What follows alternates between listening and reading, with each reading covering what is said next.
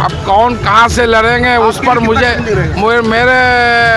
मेरे लिए कोई चैलेंजिंग नहीं है। सबको अधिकार है, अख्तरुल ईमान साहब को भी अधिकार है, और अगर दूसरे लोग भी लड़ना चाहते हैं अधिकार है। चुनाव लड़ूंगा तो कोचा धामन से ही लड़ूंगा। मुझे अधिकांश लोगों ने मुझे कहा था कि आप जिस पार्टी में, जैसे मैं एक उदाहरण दिया अभी जो शीतल नगर में महबूब साहब हमेशा MIM के कट्टर समर्थक, गुलशाद राही साहब के अली साहब, जब मैं उनके घर पे गया तो मैं समझा कि ये जो बोलेंगे कि MIM ज्वाइन कीजिए, लेकिन उस बंदे ने कहा कि आप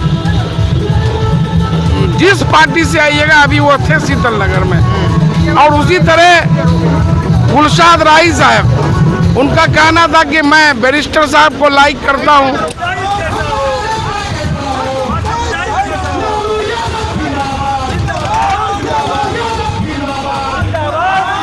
अस्सलाम वालेकुम दोस्तों, मैं रज़ी अहमद और इस वक्त आप हमें जो है ब्लॉक चौक किशनगंज से देख रहे हैं। आपको बता दें कि मास्टर मुजाहिद आलम किशनगंज ब्लॉक चौक पहुंचे हैं और उनके तमाम समर्थक जो है हर्ष और उल्लास के साथ उनके स्वागत के लिए पहुंचे हैं ब्लॉक चौक पे, और काफ़ी तादाद में जो है उनके समर्थक यहाँ पहुंचे हैं।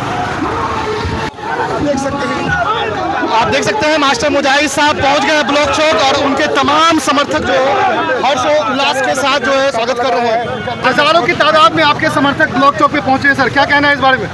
चलिए, मैं सभी साथियों का दिल से आभार व्यक्त करता हूँ, जबकि मैं अभी बहुत देर से, क्योंकि ये जो मुजफ्फरपुर में प्रधानमंत्री मोदी जी के मोतिहारी के कार्यक्रम का जाम में फंस गया, तो हम लोग खाना खाने का भी मौका नहीं मिला। लेकिन सबका बहुत बहुत शुक्रिया, आभार कि आप हर जगह चौक चौराहे में, आपको अररिया जिला से लेके यहाँ तक जो है लोग इतने घंटों से इंतज़ार किए। क्या कहना चाहेंगे सर? मैसेज क्या है आपका?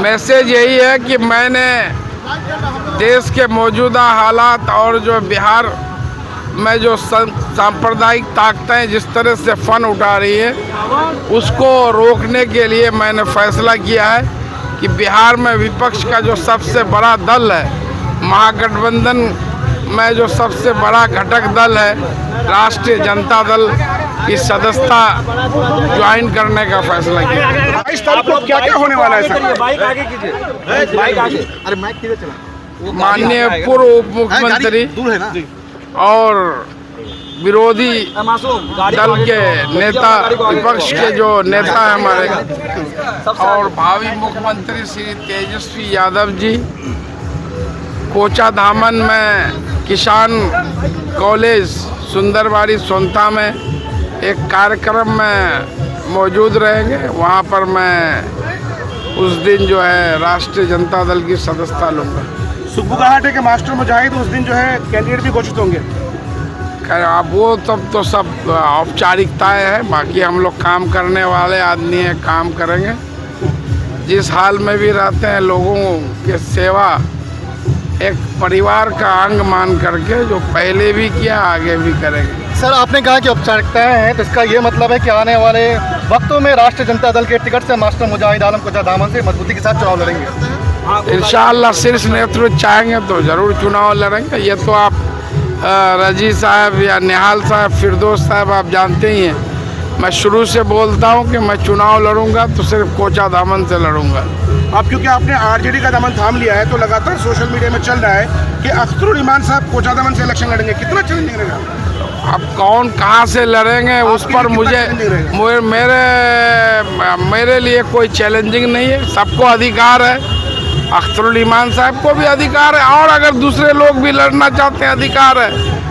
मेरा जैसे था कि हमेशा से था कि मैं कोचा दामन के लोगों ने 2 बार मुझे मौका दिया, बहुत कुछ किया और कुछ सपने अधूरे हैं। कोचा दामन के लिए करना है वो कर्जा है, तो इसीलिए मेरा शुरू से था कि चुनाव लड़ूंगा तो कोचा धामन से ही लड़ूंगा। अब कोचा धामन से सबको जो भी लड़ना चाहते हैं लड़ेंगे, बाकी तो मेरा जनता मालिक है। जनता के लिए अगर मैंने सही दिल से सेवा की है और क्षेत्र का विकास किया है तो निश्चित रूप से। सर, एक महत्वपूर्ण सवाल है, इस्तीफे के बाद तमाम तर पार्टी के नेताओं से मिल रहे थे और कई पार्टियों से आपको ऑफर भी था, लेकिन राजद को ही क्यों जो है तरजीह दी आपने? मैं तो बताया, मुझे सभी पार्टियों के नेताओं से मिले थे और जो है बातचीत उन लोगों के द्वारा की गई थी, लेकिन अंततः 3 महीने बाद जो रिजाइनेशन के मैं जो वर्तमान परिस्थितियों को जिस तरह से यहाँ वक्फ संशोधन कानून 2025 लागू किया गया, कानून पास किया गया और फिर जो है SIR special intensive revision of electoral rolls, तो इन सब मामलों को देखा कि इनके पीछे जो बीजेपी पूरी तरह हावी है। वो लोग चाह रही है कि यहाँ पर किसी तरह से बैकडोर से सत्ता हथियाना। ताकि जब आप क्षेत्र भ्रमण कर रहे थे तो कुछ लोगों को लगता है कि शायद पक्ष किसी और था। नहीं, मुझे अधिकांश लोगों ने मुझे कहा था कि आप जिस पार्टी में, जैसे मैं एक उदाहरण दिया अभी जो शीतल नगर में महबूब साहब हमेशा MIM के कट्टर समर्थक, गुलशाद राही साहब के वालिद साहब, जब मैं उनके घर पे गया तो मैं समझा कि ये जो बोलेंगे कि MIM ज्वाइन कीजिए, लेकिन उस बंदे ने कहा कि आप जिस पार्टी से आइएगा, अभी वो थे शीतल नगर में। और उसी तरह गुलशाद राही साहब, उनका कहना था कि मैं बैरिस्टर साहब को लाइक करता हूं, अगर आप MIM ज्वाइन कीजिएगा तो अच्छा है, वरना नहीं तो मैंने सबके लिए किया। इस बार आपके लिए तन मन धन से तैयार हूँ। कल भी रात में बात की, आज भी बात हुई।